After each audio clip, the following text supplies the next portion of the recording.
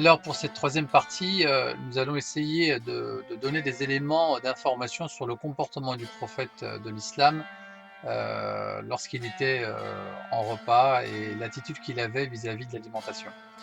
Alors, le prophète de l'islam agissait avec beaucoup de modestie durant les repas. Il exprimait sans cesse sa gratitude en raison de toutes les bénédictions, que lui avait offert, Dieu. Et le prophète de l'islam et ceux qui le prennent comme exemple se sont toujours inquiétés de l'utilité de leur alimentation. Alors ils priaient donc sans cesse Dieu pour le remercier et pour qu'il leur permette d'avoir bon usage de toute cette énergie acquise durant les repas. Donc on voit l'importance que le repas n'est pas une chose anodine. Alors le messager de Dieu faisait tout son possible pour empêcher, arrêter toutes les voies menant au gaspillage, même un simple grain de riz. Alors, le prophète de l'islam insistait, beaucoup sur, l'hygiène des mains. Donc, il disait: «Quiconque est atteint d'un malheur alors qu'il a dormi sans se laver les mains, qu'il ne cherche, pas d'autre fautif que sa propre personne». Et on voit, un propos rapporté par Salman el-Farisi, qui rapporte que le prophète, a dit: «Les bénédictions du repas se trouvent dans le fait de se laver les mains avant et après manger». Donc vous voyez l'importance de se laver les mains. Je ne ferai pas de parenthèse sur le coronavirus et l'importance de se laver les mains. On voit ici l'importance de se laver les mains avant et après le repas. Alors, l'attitude, qu'avait le prophète sallallahu alayhi wa sallam à la fin du repas. Il disait une chose importante qui donne en fait un élément de réponse sur la façon dont on doit manger et surtout, la façon dont on essaye de mettre en place le repas.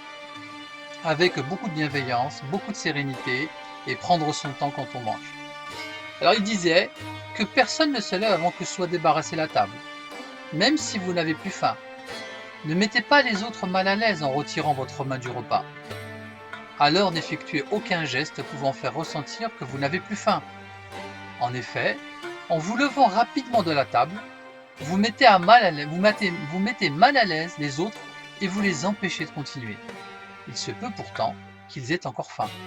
Donc on voit en fait toute la bienséance, la bienveillance, la sérénité face au repas et on donnera des éléments d'information sur l'odorat, l'ouïe, la vue et tout ce qui permet, qui donne, qui initie la digestion.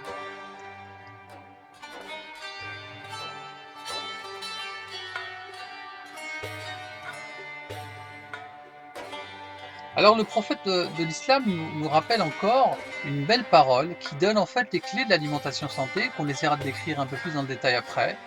Il dit justement, concernant la consommation abusive en fait de nourriture, jamais le fils d'Adam n'a rempli de récipient pire que son système digestif. Alors il suffisait pourtant au fils d'Adam quelques bouchées pour subvenir à ses besoins. Et même s'il lui en fallait absolument davantage, qu'il réserve donc le tiers de son système digestif à la nourriture, l'autre tiers à la boisson et l'autre tiers à la respiration. On pointe du doigt vraiment les informations clés. La clé ou les clés de l'alimentation santé sont dans cette parole. J'y consacre un ouvrage vraiment détaillé, précisant vraiment dans le détail chacune de ces parties et vraiment qui donne des informations euh, très importantes d'un point de vue scientifique sur ces différentes parties. Alors, la mère des croyantes, Ummuna Aïcha, nous rapporte que les membres de la famille du prophète n'ont jamais, jusqu'à son dernier souffle, mangé durant 2 repas de suite, du pain alors jusqu'à se rassasier totalement. Et donc là, il nous donne une information que le prophète sallallahu alayhi wa sallam ne se rassasiait jamais, et une information aussi importante, que le prophète aimait le pain complet qu'on dit aujourd'hui, ou le pain à base d'orge. Donc ça c'est aussi quelque chose sur lequel il va falloir beaucoup insister pour notre alimentation santé pendant le mois de Ramadan, ou même après, prendre du pain de qualité.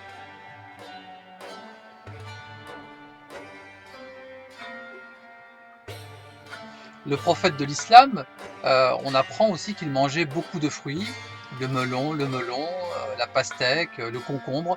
Il aimait les raisins, le coin, euh, et il en faisait vraiment une part de son alimentation. Il aimait beaucoup les fruits. Et on va terminer par une autre information sur justement le rapport à l'alimentation du prophète sallallahu alayhi wa sallam. C'est quelqu'un qui buvait de l'eau, mais de l'eau de qualité.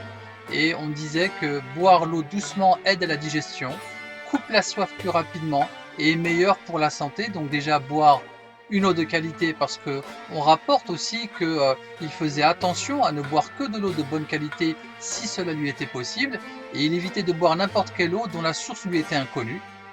Il buvait gorgée par gorgée et calmement. Donc on voit encore une attitude supplémentaire, une preuve supplémentaire de boire et manger calmement, en toute sérénité. Et on voit aussi que cette parole, boire l'eau doucement, aide à la digestion, coupe la soif plus rapidement et est meilleur pour la santé.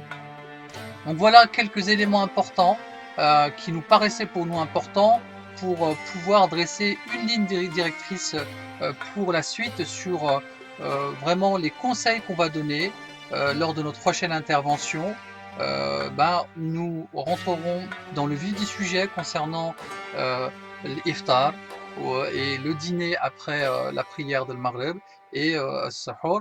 Et nous essaierons de donner cette fois-ci vraiment des éléments très concrets sur la façon dont le prophète agissait, mais surtout aussi les conseils de santé.